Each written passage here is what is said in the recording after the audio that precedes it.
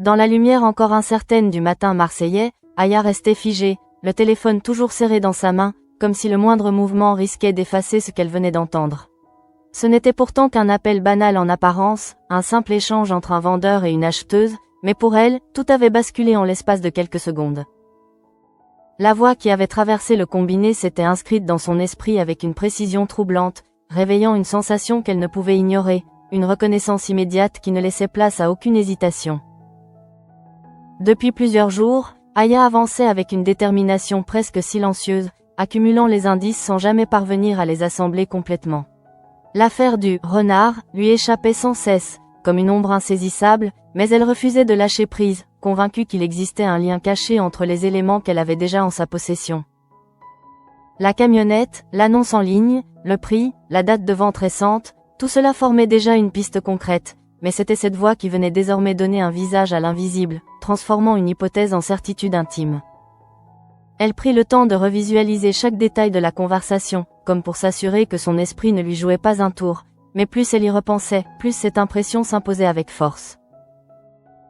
Il ne s'agissait pas seulement d'une ressemblance, ni d'une intuition vague, mais d'un souvenir précis, d'une manière de parler qu'elle avait déjà entendue, dans un autre contexte, dans une proximité qui rendait toute coïncidence impossible.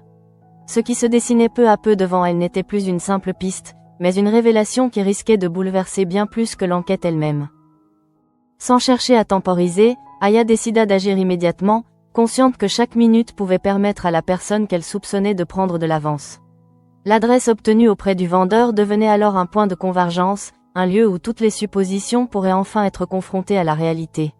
Elle quitta les lieux sans se retourner, guidée par une tension intérieure qui ne cessait de croître à mesure qu'elle se rapprochait de ce moment décisif.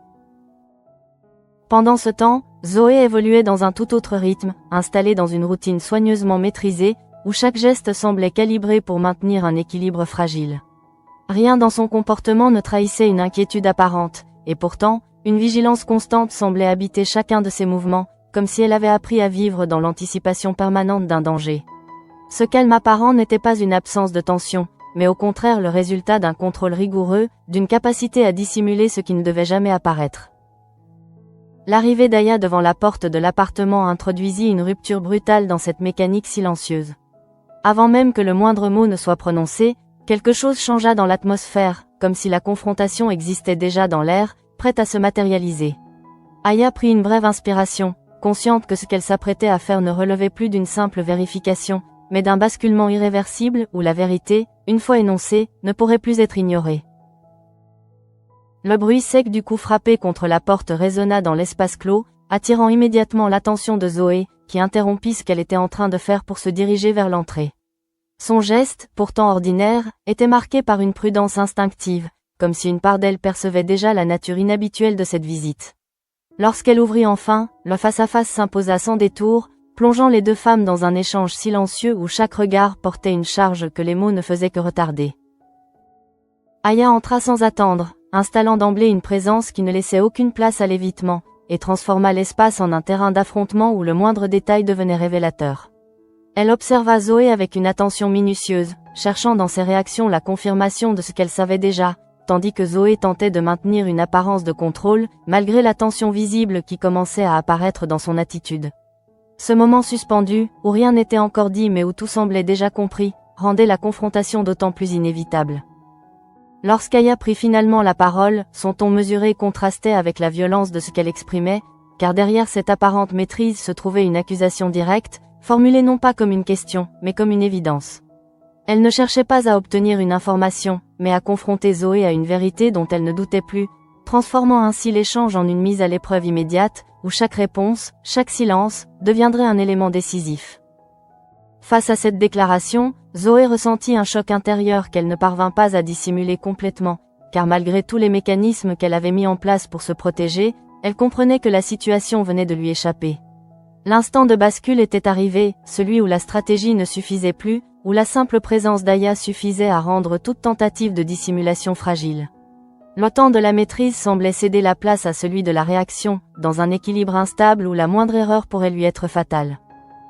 Au même moment, dans un autre espace de la ville, une tension d'une nature différente se jouait entre Jennifer et Isaac, marquée non pas par la confrontation directe, mais par une hésitation profonde, liée à des blessures encore ouvertes.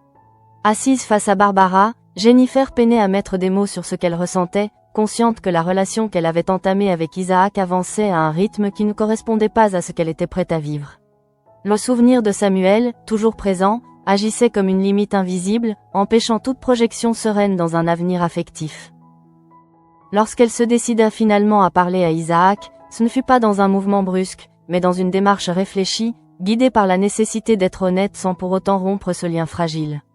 Elle exprima son besoin de ralentir, de ne pas précipiter une relation qui, malgré son potentiel, ne pouvait pas encore s'inscrire dans une continuité naturelle. Cette prise de distance n'était pas un rejet, mais une tentative de préserver ce qui pouvait encore exister entre eux, à condition de respecter ce rythme imposé par son propre vécu. Isaac, de son côté, accueillit ces paroles avec une compréhension teintée de retenue, acceptant la situation sans chercher à la forcer, comme s'il avait pleinement conscience que certaines étapes ne pouvaient être franchies qu'avec le temps. Sa décision d'accepter ce nouvel équilibre révélait une forme de maturité, mais aussi une capacité à rester présent sans imposer, maintenant ainsi un lien qui, bien que fragile, conservait une certaine sincérité. Parallèlement à ces tensions émotionnelles, un climat plus apaisé se dessinait autour de Bauer, Jawad et leurs proches, réunis autour des premières images du petit Harry, dont la présence apportait une légèreté inattendue. Les discussions s'orientaient naturellement vers l'avenir de l'enfant, et l'idée de confier à Stanislas le rôle de parrain s'imposait progressivement comme une évidence, renforcée par l'implication déjà visible de ce dernier. Le cadeau qu'il avait préparé, une gourmette gravée, traduisait cette volonté de s'inscrire dans la durée, de marquer symboliquement sa place dans la vie de l'enfant. Cependant, cette atmosphère de douceur contrastait fortement avec la tension qui continuait de s'intensifier entre Aya et Zoé, dont l'affrontement venait de franchir un point de non-retour. La confrontation n'était plus une simple hypothèse, mais une réalité imposée, où la vérité, désormais formulée, ne pouvait plus être ignorée. Zoé se retrouvait face à une situation où chaque choix devenait déterminant, consciente que le moindre faux pas risquait d'entraîner des conséquences irréversibles. Dans cet équilibre instable, où plusieurs trajectoires semblaient se croiser sans encore se rejoindre pleinement, une chose devenait évidente. Les événements venaient d'entrer dans une phase où les masques allaient tomber, et où les relations, qu'elles soient affectives ou conflictuelles, seraient mises à l'épreuve avec une intensité nouvelle. Le face-à-face entre Aya et Zoé ne laissait désormais plus aucune place à l'ambiguïté, car ce qui n'était encore qu'une intuition quelques instants plus tôt venait de se transformer en une confrontation directe, où chaque regard portait le poids d'une vérité impossible à contourner. Aya, immobile mais intérieurement tendue, observait Zoé avec une précision presque clinique, comme si elle cherchait à capter le moindre détail susceptible de confirmer ce qu'elle avait déjà compris. De son côté, Zoé tentait de préserver une forme de contrôle, mais la rigidité de ses gestes et la brièveté de ses respirations trahissaient une inquiétude qui ne pouvait plus être totalement dissimulée. Aya ne se précipitait pas dans ses paroles, car elle savait que la force de sa position résidait dans cette maîtrise apparente, dans cette manière de laisser le silence s'installer jusqu'à ce qu'il devienne lui-même une pression insoutenable. Elle savait que Zoé comprenait que les mots n'étaient presque plus nécessaires, et que ce qui se jouait entre elles dépassait désormais la simple logique d'une enquête. Il ne s'agissait plus seulement de découvrir l'identité du « renard », mais de faire tomber une façade, de contraindre Zoé à affronter ce qu'elle avait tenté de dissimuler. Zoé, malgré ses efforts pour conserver une posture stable, sentait progressivement cette pression s'intensifier, comme si chaque seconde la rapprochait d'un point de rupture. Elle comprenait que la stratégie habituelle, faite de détours et d'esquives, risquait de ne pas suffire face à la détermination d'Aya, et que toute tentative de nier risquait au contraire de renforcer les soupçons déjà formulés. Ce sentiment d'encerclement ne venait pas seulement des mots prononcés, mais de la certitude qui se lisait dans le regard d'Aya, une certitude qui rendait toute échappatoire incertaine. Dans cet échange tendu, où les silences pesaient autant que les paroles, Aya choisit d'avancer encore, non pas en multipliant les accusations, mais en précisant les éléments qui l'avaient conduite jusque-là. Elle évoqua la camionnette, l'annonce, la vente récente, mais surtout cet appel téléphonique, cette voix qui avait agi comme un déclencheur irréversible. Elle ne cherchait pas à convaincre Zoé, mais à lui montrer qu'il n'y avait plus d'espace pour le doute, que les pièces du puzzle s'étaient assemblées de manière trop cohérente pour être ignorées. Face à cette démonstration, Zoé ressentit une forme de vertige intérieur, car elle réalisait que ce qu'elle avait soigneusement construit risquait de s'effondrer en un instant. Le fait d'être identifié non pas par une preuve matérielle, mais par quelque chose d'aussi intangible qu'une voix, rendait la situation encore plus déstabilisante, comme si son identité elle-même l'avait trahi malgré tous ses efforts pour la contrôler. Cette prise de conscience la plaça dans une position délicate, où chaque réaction devait être mesurée avec une extrême précision. Pendant que cette tension atteignait son paroxysme, ailleurs dans la ville, une autre évolution importante venait modifier les équilibres, cette fois dans un registre plus professionnel. Isaac, après plusieurs démarches, obtenait enfin le poste qu'il convoitait à l'hôpital de Marseille, une opportunité qui représentait pour lui une avancée majeure, mais aussi une rupture avec son environnement actuel. Cette décision impliquait un départ du cabinet, un changement de rythme, et probablement une transformation de ses relations quotidiennes. L'annonce de cette nouvelle s'inscrivait dans un moment déjà chargé sur le plan émotionnel, car elle intervenait peu de temps après la discussion avec Jennifer, donnant à leur relation une dimension encore plus incertaine. Isaac se retrouvait ainsi à la croisée de plusieurs évolutions, entre une progression professionnelle significative et une situation sentimentale qui nécessitait désormais patience et adaptation. Cette coexistence de dynamiques opposées créait une tension subtile, où l'enthousiasme se mêlait à une forme de retenue. Jennifer, de son côté, accueillit cette annonce avec un mélange de sentiments qu'elle ne parvenait pas totalement à clarifier, car si elle reconnaissait l'importance de cette réussite pour Isaac, elle ressentait également une distance qui s'installait, comme si leur trajectoire commençait à diverger. Cette impression n'était pas le résultat d'un conflit, mais plutôt d'un décalage progressif, accentué par son propre besoin de ralentir et par le changement imminent dans la vie d'Isaac. Dans un autre cadre, plus apaisé en apparence, Bauer poursuivait ses échanges avec Jawad, cherchant à le rassurer sur son rôle de père, tout en lui transmettant une forme d'assurance fondée sur l'expérience. Jawad, malgré son enthousiasme, exprimait des inquiétudes liées à la santé du bébé, notamment autour des microbes et des risques potentiels, révélant une sensibilité nouvelle face à cette responsabilité. Ces préoccupations, bien que parfois excessives, traduisaient un attachement sincère et une volonté de bien faire, qui étaient perçus avec bienveillance par son entourage. Autour de ces discussions, l'idée du parrainage de Harry continuait de se préciser, et la place de Stanislas dans ce dispositif semblait de plus en plus évidente. Son implication, matérialisée par le choix du cadeau et par son attitude générale, renforçait cette perception, donnant à ce rôle une dimension à la fois symbolique et affective. Ce type de lien, inscrit dans la durée, contrastait avec les incertitudes présentes dans d'autres relations, créant une forme d'équilibre dans le récit global. Parallèlement, Jules poursuivait son enquête avec une détermination qui ne passait pas inaperçue, au point d'attirer les remarques de son entourage, notamment de Baptiste, qui exprimait des réserves quant à ses méthodes. Cette tension autour de l'enquête révélait des divergences de perception, certains privilégiant l'efficacité à tout prix, tandis que d'autres insistaient sur les limites à ne pas franchir. Jules, quant à lui, restait focalisé sur son objectif, convaincu que les résultats finiraient par justifier ses choix.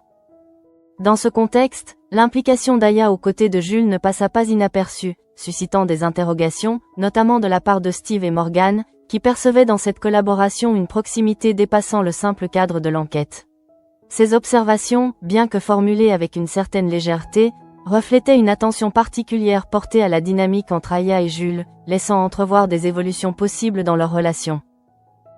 Cependant, ces éléments restaient en arrière-plan face à l'intensité de la confrontation principale, qui continuait de se jouer entre Aya et Zoé, dans un espace désormais chargé d'une tension presque palpable.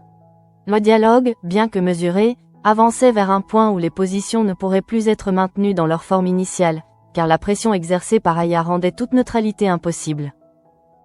Zoé se retrouvait ainsi face à une alternative complexe, où chaque option comportait des risques, et où le simple fait de répondre devenait un acte aux conséquences potentiellement déterminantes. La lucidité d'Aya, combinée à la cohérence des éléments avancés, réduisait considérablement les marges de manœuvre, transformant cette confrontation en un moment charnière, susceptible de redéfinir les rapports de force. Dans cette configuration, le temps semblait se contracter autour de cet échange, comme si tout le reste passait au second plan, laissant place à une seule question implicite. Jusqu'où Zoé serait-elle prête à aller pour maintenir ce qu'elle avait construit, et à quel moment la vérité finirait-elle par s'imposer, non plus comme une hypothèse, mais comme une évidence irréversible. La tension accumulée dans l'appartement de Zoé atteignait un niveau presque insoutenable, car la confrontation engagée avec Aya ne se limitait plus à un simple échange d'arguments, mais prenait la forme d'un affrontement psychologique où chaque silence devenait un aveu potentiel. Aya, toujours dans cette posture de contrôle apparent, ne cherchait pas à précipiter les choses, consciente que la force de sa position résidait précisément dans cette capacité à laisser Zoé s'enfermer elle-même dans ses propres contradictions. Zoé, de son côté, ressentait avec une acuité nouvelle le poids de chaque seconde qui passait, comme si le temps lui-même se retournait contre elle. Elle comprenait que la moindre réaction pouvait être interprétée, analysée, utilisée contre elle, et cette prise de conscience renforçait une tension intérieure déjà difficile à contenir. L'assurance qu'elle affichait habituellement semblait s'effriter progressivement, remplacée par une vigilance extrême qui rendait ses gestes plus rigides, ses regards plus fuyants. Aya poursuivait son raisonnement avec une logique implacable, détaillant les éléments qui l'avaient conduite jusqu'à cette conclusion, sans jamais hausser le ton, mais en donnant à chaque mot une portée qui dépassait largement leur simple signification. Elle ne cherchait pas à accuser de manière brutale, mais à démontrer, à construire une évidence qui ne pourrait plus être contestée.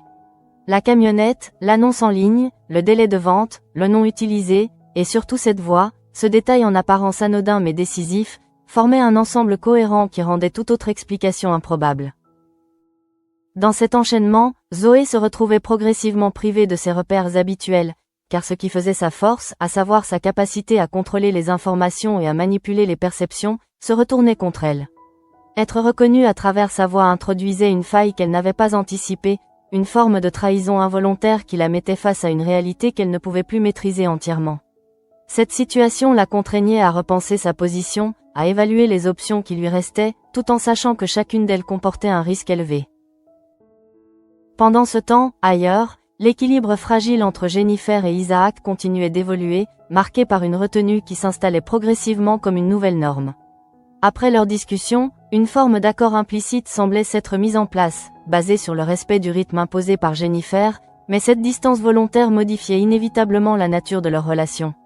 Isaac, bien qu'acceptant cette situation, ne pouvait ignorer les conséquences de ce ralentissement, qui introduisait une incertitude quant à la direction que prendrait leur histoire. L'obtention de son poste à l'hôpital de Marseille venait renforcer cette dynamique, car elle impliquait un changement concret dans son quotidien, mais aussi une redéfinition de ses priorités. Quitter le cabinet représentait une étape importante, tant sur le plan professionnel que personnel, et cette transition nécessitait une adaptation qui ne pouvait se faire sans impact sur son entourage. Jennifer percevait cette évolution comme un élément supplémentaire de distance, non pas imposé par un conflit, mais par une divergence progressive de leur trajectoire. Dans ce contexte, leur échange prenait une dimension particulière, car il ne s'agissait plus seulement de gérer une relation naissante, mais de trouver un équilibre entre deux rythmes différents, deux manières d'aborder l'avenir. Jennifer, encore marquée par son passé, cherchait à se protéger, tandis qu'Isaac, porté par une dynamique de progression, avançait vers de nouvelles perspectives. Cette coexistence de mouvements opposés créait une tension subtile, où chaque geste, chaque parole, devait être mesuré pour ne pas fragiliser davantage ce lien encore incertain. Parallèlement, la dynamique autour du petit Harry continuait d'apporter un contraste avec ces tensions, offrant un espace où les préoccupations se tournaient vers l'avenir avec une forme de simplicité. Bauer, fidèle à son rôle, encourageait Jawad à avoir confiance en lui, insistant sur l'importance de ne pas se laisser submerger par des inquiétudes excessives. Jawad, malgré ses craintes, montrait un attachement sincère à son rôle de père, révélant une sensibilité nouvelle qui témoignait de l'importance de cette étape dans sa vie. Stanislas, quant à lui, poursuivait la préparation de son cadeau avec une attention particulière, comme s'il cherchait à inscrire ce geste dans une continuité, à marquer symboliquement son engagement auprès de l'enfant. L'idée de devenir parrain prenait ainsi une dimension concrète, renforcée par les encouragements de Bauer, qui voyait en lui une figure stable et fiable. Cette projection dans l'avenir contrastait fortement avec l'incertitude qui caractérisait d'autres relations, créant une forme d'équilibre dans le récit global. Dans un autre registre, Jules continuait de susciter des réactions contrastées autour de lui, notamment en raison de ses méthodes jugées parfois excessives. Sa détermination à identifier le « renard » le poussait à adopter une approche directe, qui ne faisait pas toujours l'unanimité, mais qui témoignait d'un engagement total dans l'enquête. Les remarques de Baptiste, exprimant une certaine méfiance, reflétaient une tension entre efficacité et éthique, une opposition classique dans ce type de situation. La proximité entre Jules et Aya, de plus en plus visible, alimentait également les observations de leur entourage, notamment de Steve et Morgan, qui percevaient dans cette collaboration une dimension personnelle potentielle. Ces commentaires, bien que formulés avec légèreté, révélaient une attention particulière portée à leur interaction, laissant entrevoir des évolutions possibles dans leur relation, au-delà du cadre strict de l'enquête. Cependant, malgré ces différentes dynamiques, Le cœur de la tension restait concentré sur la confrontation entre Aya et Zoé, qui continuait de se dérouler dans un équilibre instable. Aya, consciente d'avoir pris l'ascendant, ne relâchait pas la pression, avançant progressivement vers une clarification totale de la situation.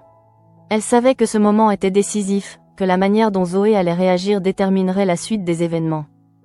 Zoé, face à cette progression, se trouvait dans une position de plus en plus délicate, car chaque option semblait comporter des conséquences lourdes. Nier risquait de paraître peu crédible face à la cohérence des éléments présentés, tandis qu'admettre reviendrait à franchir un point de non-retour. Cette hésitation, perceptible dans son attitude, renforçait la tension, transformant ce moment en un véritable point de bascule. Dans cette atmosphère chargée, où chaque détail prenait une importance accrue, il devenait évident que la situation ne pourrait pas rester en suspens indéfiniment. La confrontation, amorcée avec prudence, avançait désormais vers une résolution inévitable, où la vérité, quelle qu'elle soit, finirait par s'imposer, redéfinissant les rapports entre les personnages et ouvrant la voie à de nouvelles conséquences. La confrontation entre Aya et Zoé s'installait désormais dans une durée qui la rendait encore plus oppressante, car aucune des deux ne semblait vouloir céder le moindre terrain, et chaque seconde qui passait renforçait l'impression qu'un point de rupture était imminent. Aya, toujours guidée par cette certitude intérieure, continuait d'avancer avec méthode, comme si elle cherchait à enfermer Zoé dans une logique dont elle ne pourrait plus s'extraire. Elle ne haussait pas le ton, ne multipliait pas les accusations, mais utilisait chaque élément déjà évoqué pour resserrer progressivement l'étau. Zoé, de son côté, ressentait une fatigue nouvelle, non pas physique, mais mentale, liée à l'effort constant nécessaire pour maintenir une posture cohérente face à une adversaire qui semblait avoir anticipé chacune de ses réactions. Cette sensation d'être observée, analysée, comprise dans ses moindres détails, créait un déséquilibre qu'elle n'avait pas l'habitude de gérer, car elle était généralement celle qui maîtrisait le rythme des échanges. Cette inversion des rôles introduisait une fragilité qui devenait de plus en plus difficile à dissimuler. Aya poursuivait en revenant sur la chronologie des faits, en mettant en perspective les éléments qui, pris isolément, pouvaient sembler anodins, mais qui, une fois assemblés, formaient une structure solide. Elle évoquait les déplacements, les coïncidences, les moments où Zoé se trouvait à proximité des événements liés au renard, construisant ainsi un raisonnement qui ne reposait pas uniquement sur une intuition, mais sur une accumulation d'indices convergents. Cette approche donnait à ses paroles une crédibilité renforcée, rendant toute contestation plus complexe. Dans cette progression, Zoé se retrouvait confrontée à une réalité qu'elle ne pouvait plus ignorer, celle d'un système qu'elle avait elle-même construit et qui, désormais, se retournait contre elle. Chaque précaution prise auparavant, chaque décision visant à préserver son anonymat, semblait perdre de son efficacité face à la capacité d'Aya à établir des connexions. Cette prise de conscience accentuait la pression, transformant la confrontation en un moment où le contrôle lui échappait progressivement. Pendant ce temps, dans un registre plus intime, la relation entre Jennifer et Isaac continuait de s'inscrire dans une phase de transition délicate, marquée par un équilibre instable entre proximité et distance. Après leur échange, une forme de retenue s'était installée, non pas comme une rupture, mais comme une pause nécessaire, permettant à Jennifer de reprendre le contrôle sur ses émotions. Cette décision, bien qu'elle ait été exprimée avec douceur, introduisait une modification profonde dans leur dynamique, obligeant chacun à s'adapter à cette nouvelle réalité.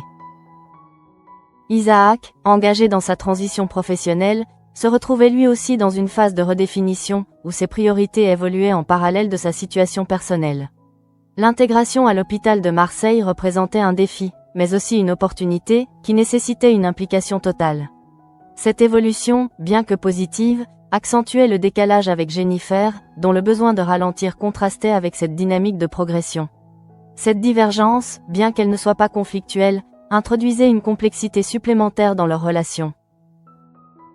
Jennifer, consciente de cette évolution, tentait de maintenir un lien sans se compromettre, cherchant à préserver ce qui pouvait encore exister entre eux sans se forcer à avancer plus vite qu'elle ne le pouvait. Cette position, à la fois honnête et fragile, témoignait d'une volonté de ne pas répéter les erreurs du passé, tout en laissant une porte ouverte à une possible évolution future. Cette retenue, bien qu'elle puisse être perçue comme une distance, constituait en réalité une forme de protection. Dans un autre espace, la dynamique autour de Harry continuait de se développer, offrant un contraste avec les tensions présentes ailleurs. Bauer, toujours dans une posture de transmission, insistait sur l'importance de la confiance en soi dans le rôle de parent, cherchant à rassurer Jawad, dont les inquiétudes restaient présentes malgré son engagement. Ces échanges, empreints de sincérité, renforçait le lien entre les personnages, tout en mettant en lumière les différentes manières d'aborder cette responsabilité. Stanislas, quant à lui, se projetait de plus en plus dans son rôle potentiel de parrain, investissant dans ce lien avec une attention particulière. La gourmette qu'il avait prévue, soigneusement choisie et personnalisée, devenait le symbole de cette implication, traduisant une volonté de s'inscrire durablement dans la vie de l'enfant. Ce geste, bien que simple en apparence, portait une signification profonde, renforçant l'idée d'un engagement au-delà des mots. Parallèlement, Jules continuait de faire face à des critiques concernant ses méthodes, révélant une tension persistante entre sa détermination et les attentes de son entourage. Baptiste, notamment, exprimait une forme de méfiance, remettant en question certaines de ses approches, ce qui introduisait un débat implicite sur les limites à ne pas franchir dans une enquête. Jules, cependant, restait focalisé sur son objectif, convaincu que les résultats finiraient par légitimer ses choix. La collaboration entre Jules et Aya, désormais renforcée par les avancées de l'enquête, continuait d'attirer l'attention, suscitant des commentaires qui, bien que formulés avec légèreté, traduisaient une perception d'une proximité particulière. Cette dimension ajoutait une couche supplémentaire à la dynamique des personnages, laissant entrevoir des évolutions possibles, sans pour autant détourner l'attention du cœur de l'intrigue. Car au centre de tout, la confrontation entre Aya et Zoé continuait d'évoluer vers une intensité croissante, où chaque parole, chaque silence, contribuait à rapprocher les deux femmes d'un point de non-retour. Aya, consciente de son avantage, avançait avec une précision accrue, cherchant à obtenir non pas seulement une réaction, mais une reconnaissance, une confirmation qui transformerait définitivement cette confrontation en preuve. Zoé, face à cette progression, ressentait une pression qui devenait de plus en plus difficile à contenir, car les marges de manœuvre se réduisaient à mesure que les éléments s'accumulaient. Cette situation la plaçait dans une position où chaque décision devait être prise avec une extrême prudence, tout en sachant que le temps jouait désormais contre elle. Cette tension, à la fois intérieure et extérieure, transformait ce moment en une véritable épreuve, où sa capacité à résister serait mise à rude épreuve. Dans cet équilibre fragile, où plusieurs trajectoires continuaient de se croiser, il devenait évident que la situation approchait de son point culminant, celui où les vérités cachées ne pourraient plus être maintenues, et où les conséquences des choix passés commenceraient à se manifester de manière concrète. La tension accumulée trouvait enfin une forme de résolution, non pas dans une explosion brutale, mais dans un glissement progressif où chaque élément finissait par s'imposer avec une clarté irréversible. Aya, toujours ancrée dans cette maîtrise qui avait guidé toute la confrontation, comprenait que le moment décisif ne dépendait plus d'elle, mais de Zoé, de cette capacité ou non à continuer à soutenir une position devenue presque intenable. Zoé, de son côté, ressentait une fatigue profonde, comme si le poids de ce qu'elle portait depuis trop longtemps venait soudainement s'abattre sur elle sans possibilité de recul. Le regard d'Aya, constant, précis, sans faille, agissait comme un miroir dans lequel elle ne pouvait plus éviter de se reconnaître. Ce n'était plus seulement une accusation extérieure, mais une confrontation intérieure, un moment où la vérité cessait d'être un concept abstrait pour devenir une réalité immédiate.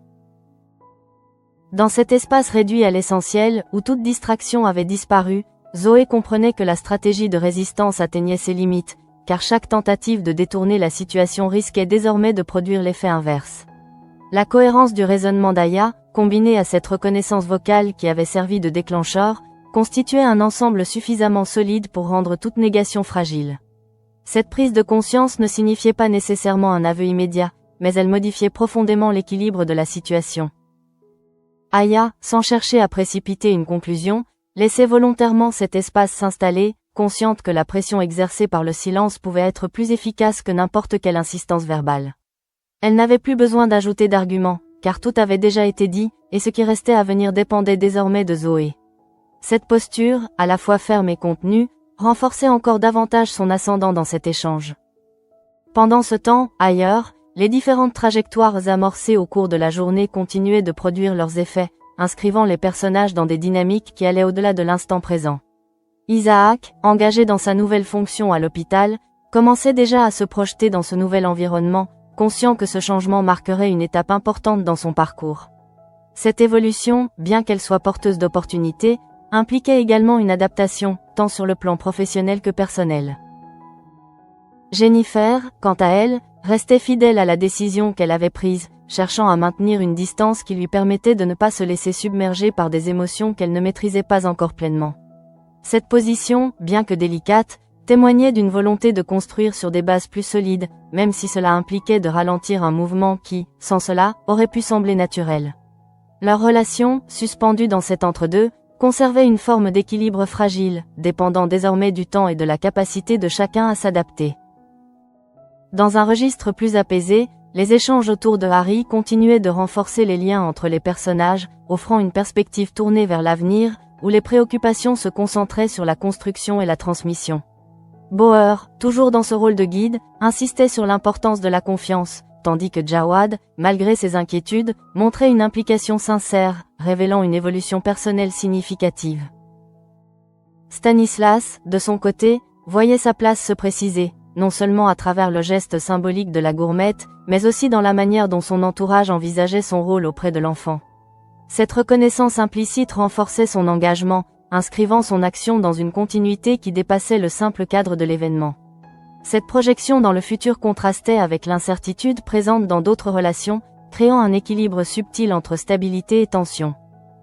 Parallèlement, Jules poursuivait son enquête avec une détermination intacte, malgré les critiques qui continuaient d'émerger autour de ses méthodes. Cette persistance, bien que contestée, témoignait d'une volonté de parvenir à un résultat, quitte à s'exposer à des tensions avec son entourage.